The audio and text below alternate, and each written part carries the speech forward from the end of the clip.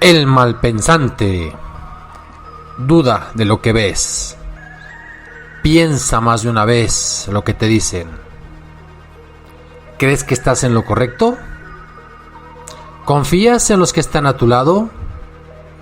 Es hora de que pienses mal de lo que ocurre a tu alrededor. Porque, te lo digo el día de hoy, todos estamos locos.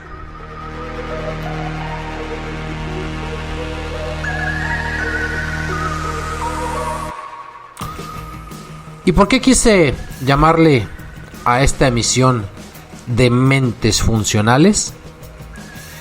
¿No les parece paradójico que en una época en que la mayoría de las personas tiene el mayor nivel de información, alfabetización y conocimiento que nunca en su historia, en que los votos valen tanto como los seres humanos existimos, por lo menos así se nos vende la democracia, en que los avances de la ciencia son implacables y la ciencia se autocorrige?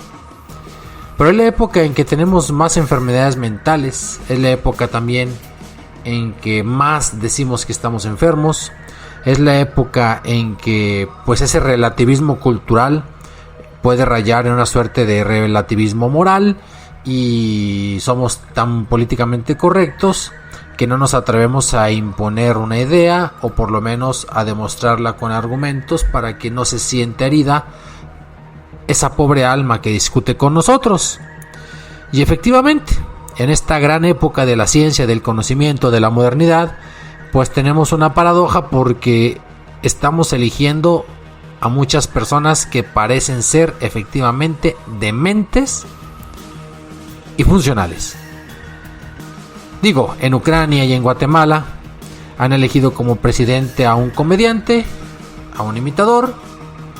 Estados Unidos ha elegido a un hipernarcisista millonario, misógino y patán.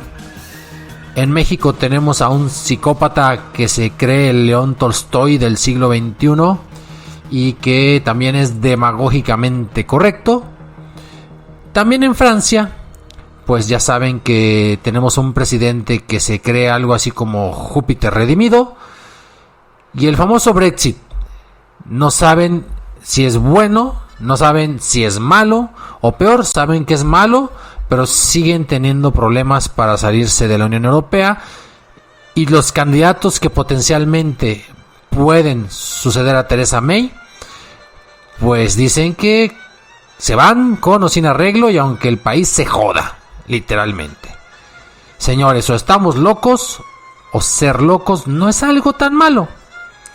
Y aquí me viene a la mente y el recuerdo de un libro maravilloso, no sé si decirlo o catalogarlo como un clásico, pero de Erasmo de Rotterdam, de esos años tan difíciles del siglo XVI, de los finales del Renacimiento y del siglo XV, cuando resulta que nos dio por matarnos por cuestiones metafísicas. Son las mayores guerras religiosas de la humanidad que se recuerden, a menos que ahora algún conflicto en Palestina entre musulmanes, judíos y cristianos de por medio, pues logre superar ese récord de matanzas.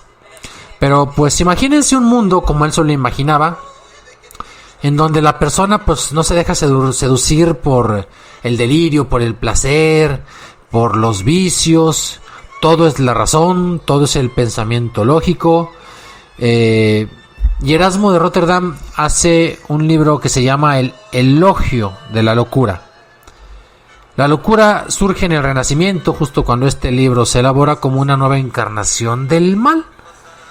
Un poquito el tema de la muerte pasa de moda, quizás siendo tan fuerte en la Edad Media. Y entonces los renacentistas, pues tenemos muchos locos, inventivos y creativos. Tenemos muchos papas que seguramente por sus obras y por sus acciones podríamos decir, pues el Espíritu Santo se le pasaron las cucharadas. Y tenemos a grandes escritores, como en el caso de Shakespeare, que incluye la muerte en los temas de la locura y también del homicidio.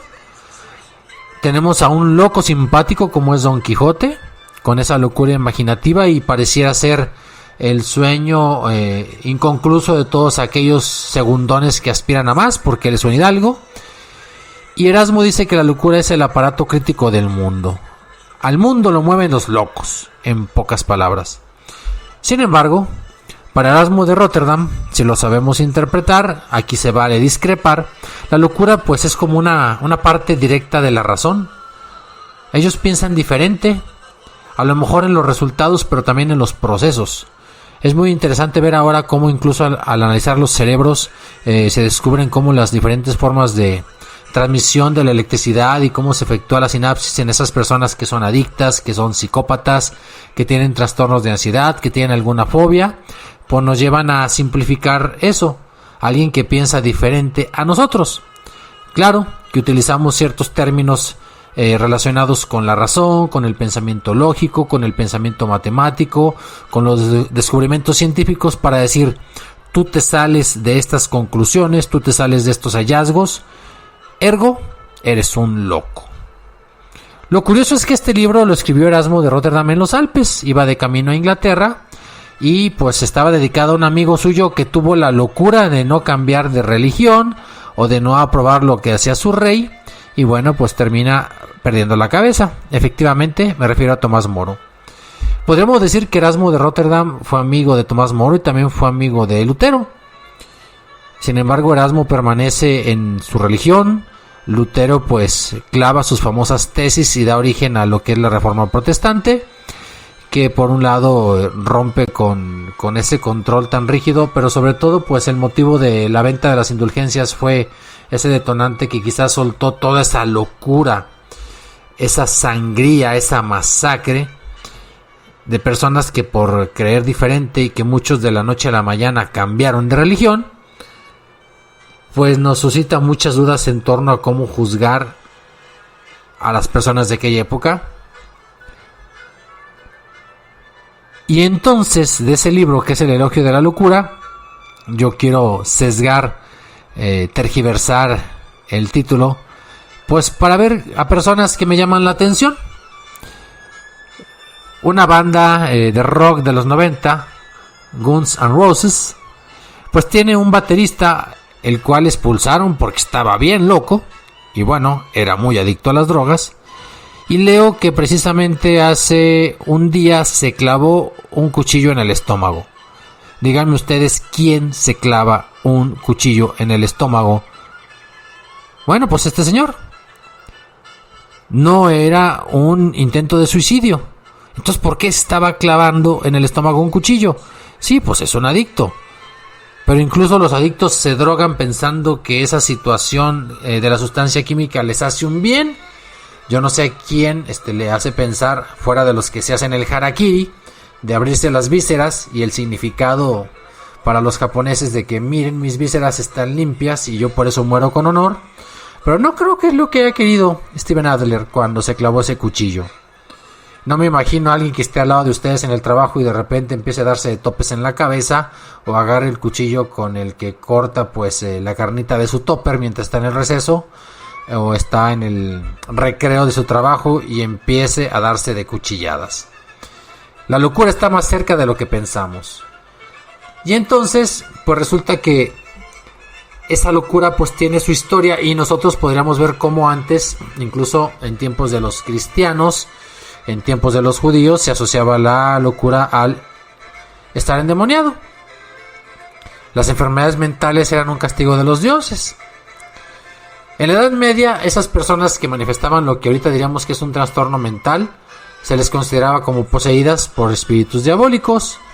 Y aquí pues hay que hablar que la Iglesia Católica consideraba esos síntomas como algo relacionado con la brujería. Y el tratamiento podría pasar por la tortura o la hoguera.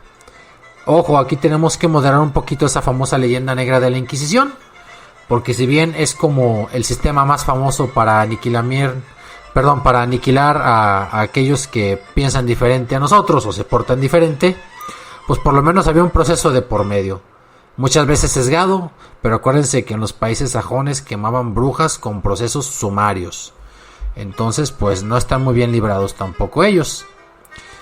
¿Y cuándo surgen los manicomios? Pues a fines del siglo XVIII y en el siglo XIX proliferan. ¿Y qué eran esos manicomios? Realmente pues una especie de barracones o de cárceles donde la tortura era una forma de curación. Y los enfermeros eran unos sádicos, locos tratando a los locos. En el hospital de Charenton de París tenemos registros en los cuales a las personas se les mantenía atadas y se les sumergía la cabeza en una bañera.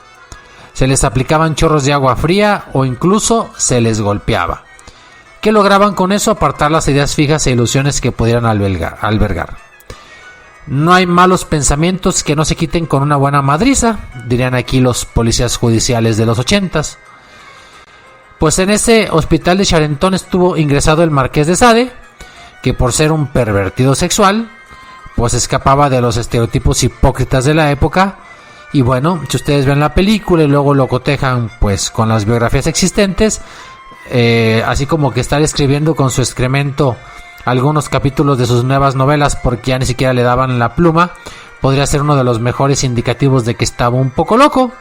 Sin embargo, los cuidadores del Marqués de Sade ya no existen, ni siquiera en el nombre ni en el recuerdo, y el Marqués de Sade, pues muy muy loco, pero ahora es una personalidad mundialmente conocida y no ha muerto, por lo menos en sus obras y en su recuerdo y en la polémica que causaron sus obras literarias.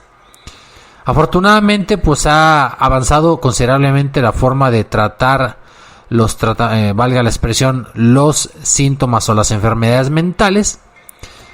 Recuerden el término de lobotomía y recuerden las personas que se hicieron famosas por practicarlas, por cortarte un fragmento de cerebro y con eso pues te ibas a calmar, y dejaban a las personas en un estado de estupidez permanente. Una de las hermanas de John F. Kennedy, recuerden que sufrió uno de esos procedimientos, y un doctor de la Sociedad Española de Neurocirugía, que era el doctor Egas Moniz, recibió el Premio Nobel de Medicina en el año 1949 por hacer lobotomías. Y la lobotomía que él practicó fue en un chimpancé, no en un humano, y de ahí empezó a practicarla en los humanos. Posterior a él se realizaron 50,000 lobotomías y hasta el 67 se consideró ese tratamiento ilegal. Pero no crean que hemos avanzado mucho. Últimamente para los psiquiatras ha surgido una nueva herramienta de diagnóstico como un manual de tratamientos o de síntomas, el DSM-5. Para los centennials, 5 arábigo, para los demás pues la famosa V que representa el 5 romano. Se trata de un manual según el cual, fíjense, ser excéntrico, estar triste por la muerte de un familiar o ser un niño respondón son trastornos mentales que necesitarían medicación. Es decir, yo creo que Pfizer, Bayer o cualquier empresa farmacéutica ha de haber colaborado en la redacción de ese manual de diagnóstico, porque creo que todos tenemos algo de excéntrico. ¿Quién no se pone triste? Al revés, si alguien no está triste por la muerte de un familiar, pues o se murió su suegra o está mal. O un niño respondón, bueno, por favor, en el siglo XXI todos los niños son respondones y resulta que necesitarían medicación. En fin, avanzando en el tema de la locura, a mí me gustaría compartir con ustedes una lista o un pequeño muestrario de locos históricos que precisamente son históricos por ser locos o su trastorno les ayudó a obtener cierta genialidad, ¿no? Pues dicen que Napoleón estaba obsesionado con su estatura y por eso su frase decía que la estatura se mide de la cabeza al cielo. Pues chaparrito y todo, aunque parece ser por los estudios pues no era tan chaparro para los estándares de la época. Y no sé por qué tenemos como esa fijación de que la mayor parte de los locos, aunque sean en las series de televisión o en las comedias, se tipifican como Napoleones una vez que están en el manicomio. Pero él tenía quizás alguna manía con su estatura. Juana la Loca, su apodo lo dice todo. Parece que estaba tan enamorada y tan celosa de Felipe el Hermoso que de repente le hacía unos panchos enfrente de toda la corte, que ante las ausencias de Felipe ella pensaba lo peor, que ella sobrevive cuando muere Felipe por una pues presunta indigestión o intoxicación. Y bueno, así como nuestra Carlota, belga y mexicana de corazón, pues Juana I de Castilla es Juana la Loca. ¿Qué les parece Isaac Newton? Masón,